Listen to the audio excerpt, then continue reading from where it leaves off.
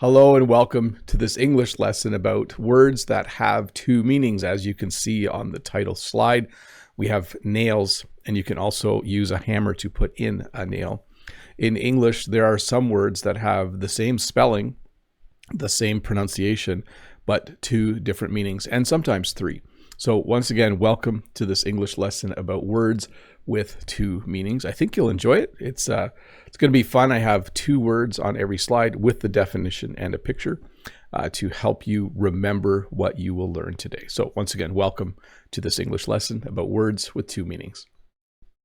Router and router. This was how this lesson came to be.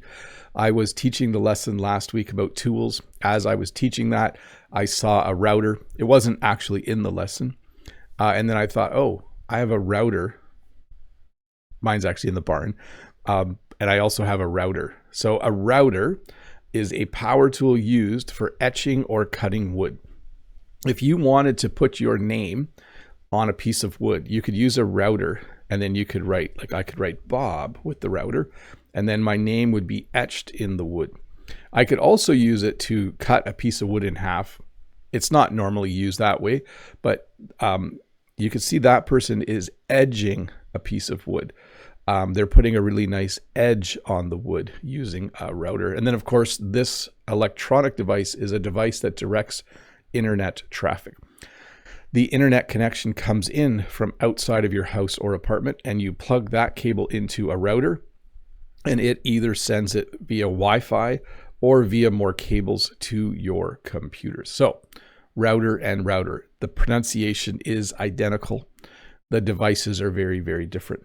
The only thing they have in common is they both plug in, although you can get cordless routers now, like the kind for wood.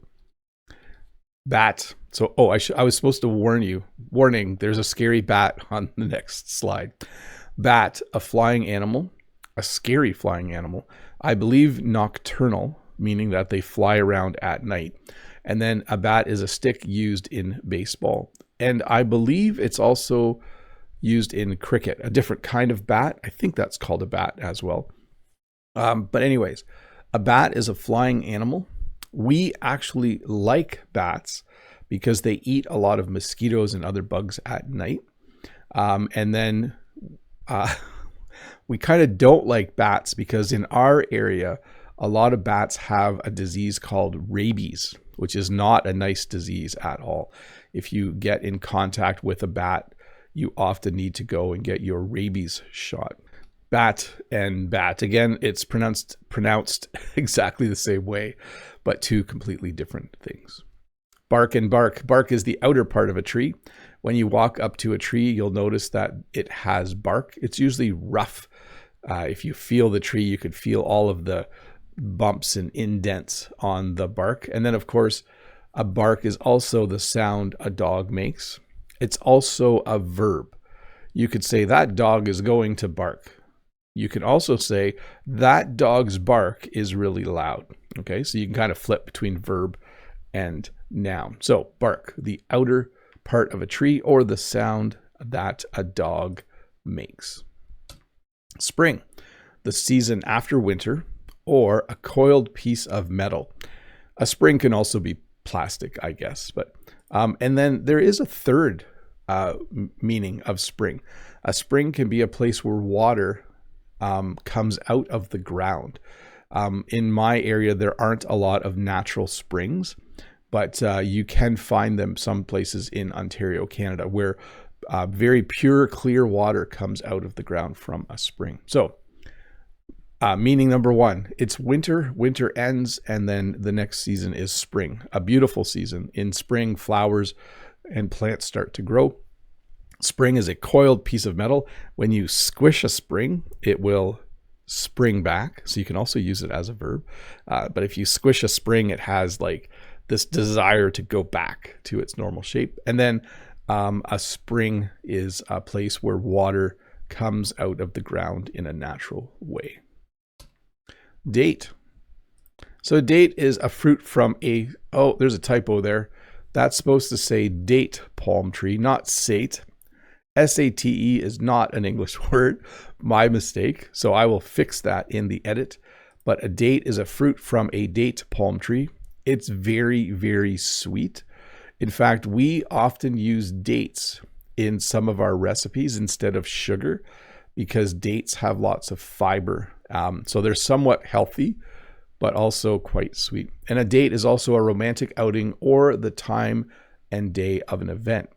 So you could say, I like that person. I'm going to ask if they want to go on a date. Do they want to go out to eat and maybe go see a movie? A date is then a romantic outing because the people are interested in each other in a romantic way.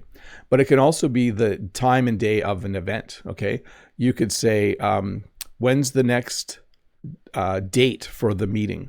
So at work, you might have a meeting coming up and you could say, well, what's the time and date of the next meeting? So you could use it both ways to refer to that. Seal. So a seal is a marine animal. I don't know if you've ever seen a seal in real life. I have at Marineland. Seal is also a verb that means to close something tightly. So when you go to a zoo, you might see a seal. I think they live in the Arctic. I don't think they live in the Antarctic. So if you go to the Arctic, you might see a seal. But we are all more likely to see a seal, the marine animal, at a zoo. And then if you have leftover food, you might put it in a Ziploc bag and seal it tightly. You might put it in a bowl and put plastic wrap over top and seal the bowl.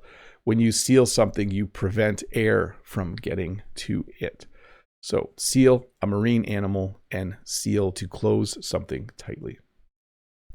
Nail and nail. A nail is the top hard end part of a finger or toe, or a small metal spike used in construction. You need to clip your nails with a nail clipper from time to time. If you want to get your nails done, you go to a place like a nail shop, like you might have seen in my most recent video.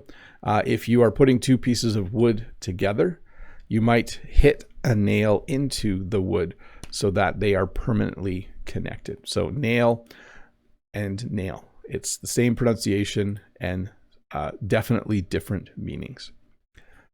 Watch. A small timepiece on your wrist, or the act of looking at something. So let me explain. If you want to know what time it is, most people now just look at their phone.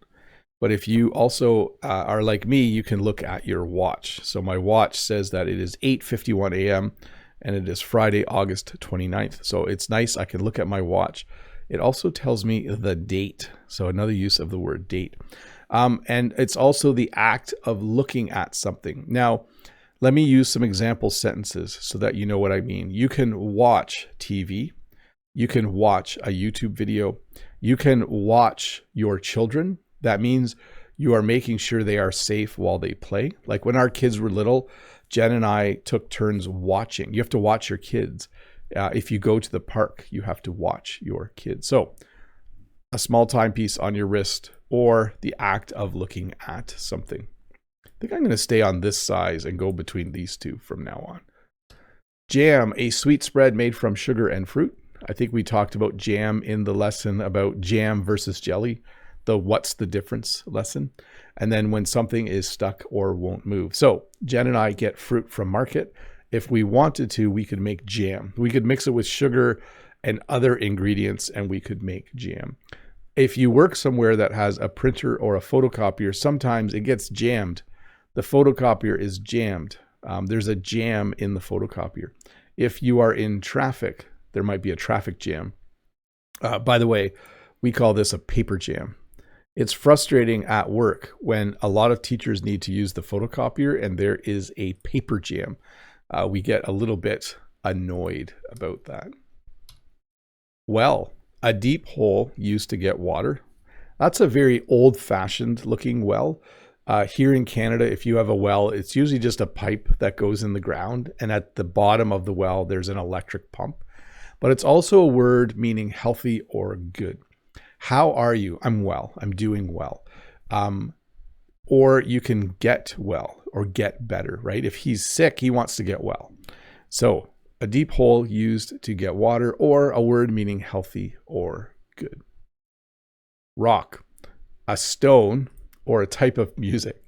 So when you see something like in the far picture, those we would call rocks. If they're really small, we would call them pebbles. But when they get bigger and bigger, we usually just call them a rock or a stone. We tend to use rock and stone interchangeably. Like he picked up some rocks and threw them in the water. He picked up some stones, he threw them in the water.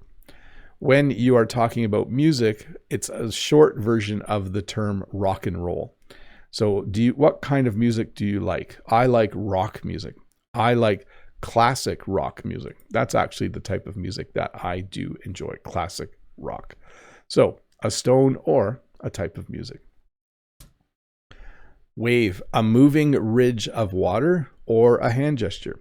So when you go to the lake, or if you go to if you go to the ocean or the sea, or if you go to a large lake, you will see waves. Water will come in to the shore and the wave will crest, and you will see what you see in the picture over there. That wave is actually quite big. If I was that man, I would run further onto the shore. A wave is a hand gesture of greeting or farewell. So when you greet someone, it's like, hi, how are you? I don't often wave to people at work, but if you were let's say you were in a large gymnasium, or you were at a football match, and in the distance you see a friend, you might wave and say, hey, hi, like you might yell their name.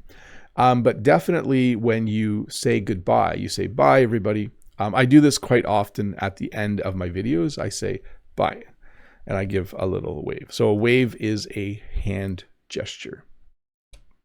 Light. It could be the opposite of heavy. It's very common to imagine a feather when you think of something light. In fact, in English, we use the phrase light as a feather to talk about things that are light. Light is also something that makes things visible. It is the thing that emits the light, and it's the actual light itself. So we use it both ways. Like when you turn on a light, light comes out of the light. Hopefully that makes sense to you. This light that I have in my room is making it so light hits my face. So I call it a light, the actual object, but it also will shine light onto me. Are they photons that fly through the air? Whatever it is, it's really cool. As human beings, we can see. Match, a contest or game, a stick for making fire. Now, the stick for making fire has been replaced with something called a lighter. A lighter is a little thing you flick and then it will create a little flame. But some people will still use a match to light things. We use a match to light candles on a birthday cake. But a match is also a contest or game. Did you see the match last night? Did you see the game last night? I think it's used a lot more for games like football or soccer. Like I would say Jen and I went to see a baseball game, but someone could very much say, hey, how was the match? And I could say, oh, it was pretty good. Our team, the Blue Jays, won, for instance. But I do think game might be a little more common in my part of the world. Fair. So in Ontario, Canada, there's something called a fall fair. So the season of summer is ending and the season of fall or autumn is beginning. And there are a number of fairs that you can go to. They are events with rides and games. The fairs that we go to in the fall are agricultural fairs. So people will also show their cows and chickens and pigs. They'll bring their best cow to the fair and try to win a prize. But fair is also being just and equal with people. Those are the scales of justice, by the way. As a teacher, I try to be fair with my students. If a student is sick, and then when they come back, I don't make them write a test the day they come back, especially if they were seriously ill. I usually say, you missed a test, you need to write it tomorrow. I try to be fair so that they are, I guess, happy. Like, maybe that's not the right word. It's just good to be fair as a teacher. If two students are fighting, I try to hear both sides of the story before I decide what to do about it. Letter. So a letter is a character in the alphabet or a written message sent by mail. So we have decided that you have to actually write the letter with a pen for it to be a letter. You generally don't send a letter via email. We call that an email right now. So if I was to say, I'm really annoyed with the government, I'm going to send them a letter, I would mean that I'm going to sit down and write a letter or type it on the computer and print it on paper. Okay, so it's definitely, in my mind, a written message on a piece of paper. If I was annoyed with the mayor or the prime minister, and I was going to send an email, I would call it that. But a letter is also a character in the alphabet. So you have the letter B over there, and you have a lady here who has decided to write a letter. Park. So an outdoor recreation area, or to stop a vehicle and leave it. So one is a noun, one is a verb, right? I like to go to the park, which is a nice place with trees and benches and walking paths and lots of green grass, a beautiful outdoor space. So park, a park is an outdoor recreation area. But when I drive my car to the park, I have to find a place to park. So I've used the same word in the sentence with two meanings. I need a spot to put my car. I need to park my car. And we call that a parking space or a parking place or a parking spot. But yes, a park, an outdoor recreation area, or to stop a vehicle and leave it. Tie. A piece of clothing worn around the neck, which Bob rarely wears, or when teams or sides score equally. So if I did up my top button, I could then go and get a tie from my closet and I could wear a tie. Okay, so a piece of clothing worn around the neck, generally by men, although women can wear ties as well. I have seen that. Their ties are usually a little more fashionable than men's ties. But generally men wear a tie when they wear a suit. In fact, we often say this: how should I dress for the event? It's a suit and tie event. You need to wear a suit and tie. So a jacket with nice dress pants, dress shirt, and then a tie. But then when teams or sides score equally, like this game is 15-15, that is currently a tie. What is the score right now? It is a tie. File. So a file is a collection of documents or a tool for smoothing surfaces. So this also came up when I was thinking about tools. There is something called a file. And if you have a piece of metal with rough edges, you can use a file on it. There's also a simpler form of file that you might use on your nails called a nail file. Sometimes when people, after they cut their nails, they'll use a nail file to smooth it out. But a file, a collection of documents. As an employee at my place of work, there's probably a file on me. And in that file will be, a record of my education, a record of any other courses I've taken to become a better teacher. The school will have a file that describes everything that I've done there as an employee. Pitch, to throw a baseball or a playing field. So when you are playing a baseball game, I'm not sure if you're familiar with it, but there is one person who stands on the mound in the middle of the diamond, and they will pitch the ball and someone will try to hit it with their bat.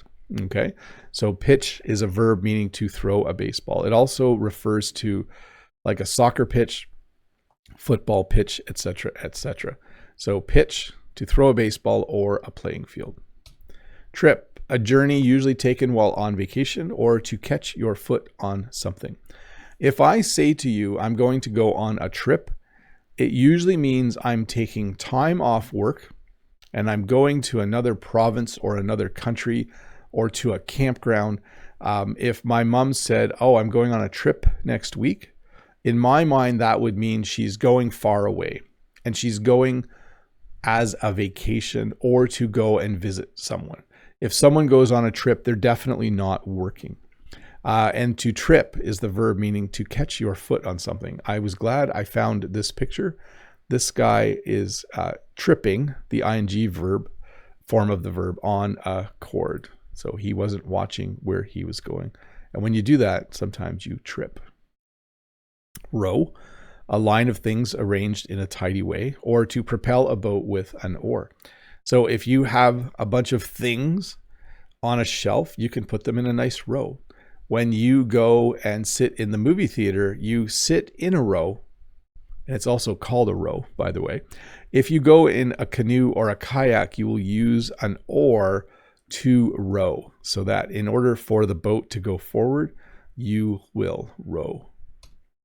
Ruler, a measuring device made of wood or plastic, and it will have centimeters, millimeters, inches on it. It's generally only about 30 centimeters long. Sometimes they are 15 centimeters long. Also, I think that's 12 inches or 6 inches. Or the leader of a country, usually a king or queen. So let me explain this. We don't use the word ruler very often in modern times. So Canada, we don't have a ruler, we have a leader. But a long time ago, when there were kings and queens, we would say ruler. Like the ruler of Britain was King George or something like that. So ruler, a measuring device made of wood or plastic, or a leader of a country, usually a king or queen. Like I wouldn't say Donald Trump is the ruler of the United States. I would say he's the current leader. He's the leader of the US. He's the president of the US. Ring, a piece of jewelry worn on fingers, or the sound of a bell or phone. So I have my wedding ring on, and I hope my phone doesn't ring during the lesson. Okay. There are the two examples. If you have a bell, you can also ring the bell. Pen, something to write with, not a pencil. So a pen has ink in it. So you can have a blue pen or a black pen or a red pen. As a teacher, I like to evaluate or grade student work with a red pen.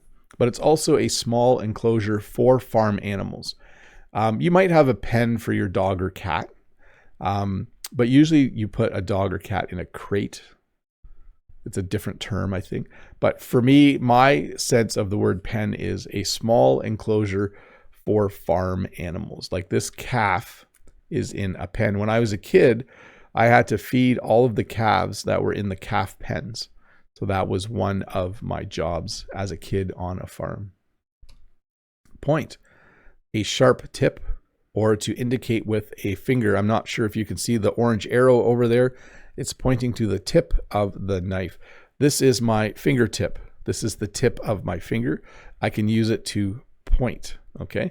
To indicate with a finger. I can point at you. It's rude, I guess, to point at people sometimes. I can point and say, look at that. Look at those deer across the river. Like in my last Wednesdays with Bob members video, there were deer across the river. It was very cool.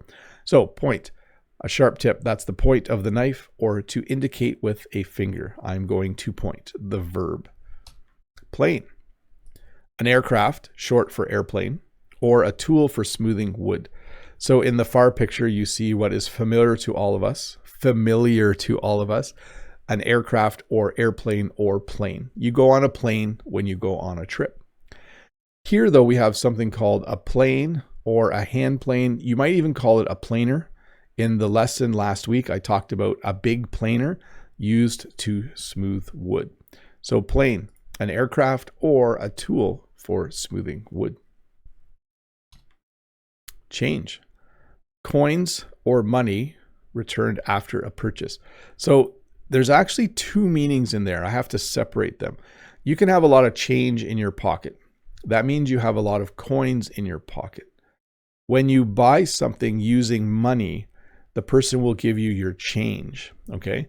So in one sense, change just means coins, okay? I have a lot of change in my pocket. I have a lot of coins in my pocket. But when I buy something, I give someone a $10 bill and maybe they give me a $5 bill back and some coins. I would call that change as well.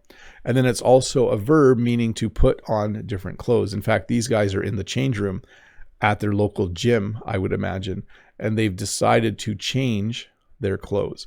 When you arrive, you're wearing normal everyday clothes, but you want to change and put on workout clothing. So 2 meanings, kind of 3 meanings in that one, isn't it?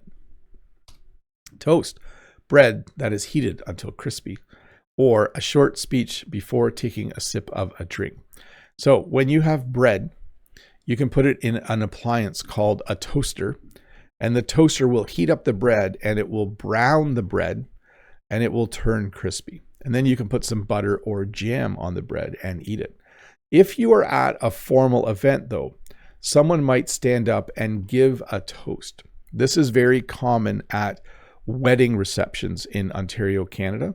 So someone will stand up and say, I'd like to propose a toast to the groom. I've been friends with him for 20 years. He's an amazing person. Let's toast him. And then everyone will clink their glasses together and they'll say, to the groom, and then take a sip. The glass might have champagne in it, but it might just have juice in it. You don't have to have an alcoholic beverage, but it's a short speech before taking a sip of a drink. Draft, a first version of writing or a flow of air. If you live in a cold climate in the winter, if you're in a country where winter is very cold, you'll know what a draft is.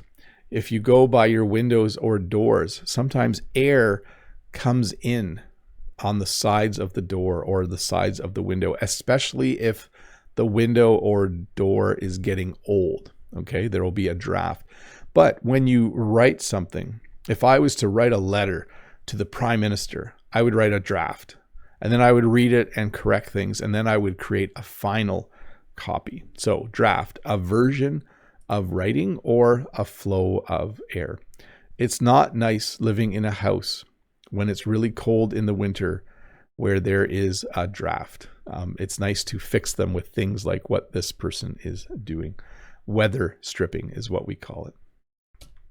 A deck, so a floor of a ship or a pack of playing cards. So it's not technically a floor of a ship. It's like the level you're on. You could be on the upper deck. You can be below deck. But it's like the part of the ship where you walk around. Like I'm going on a boat or I'm going on a ship. What deck are you on? Oh, I'm on the third one. Okay.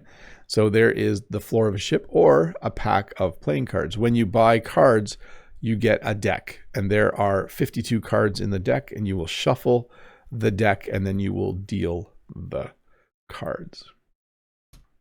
Club, a heavy stick used as a weapon or a social group or organization. So if you watch really old, or if you watch movies where there are like people fighting and it's a long time ago, they might have something called a club. Before there were swords or bows and arrows or guns, one of the first weapons that humans used, either for hunting or during war, would be a club. So a heavy stick used as a weapon. But a club is also a social group or organization. You can be part of a book club. I could join an archery club once my collarbone heals. And there's also a third meaning. You can go to a club, which would be a place where you can dance and there's loud music. Like they're going to the club tonight. So a few different meanings there for club. A heavy stick used as a weapon or a social group or organization. Duck. So we have the noun version, a type of bird, or the verb, to lower your head quickly. Like you can duck. If you threw a ball at me, I would duck. I would duck out of the way. But also a duck is a type of bird, a flying animal that likes water. In fact, is probably just as good at swimming in the water, on top of the water, as it is at flying and all of those other duck type behaviors. But yeah, you're probably more aware of the to duck, the verb form, to lower your head quickly.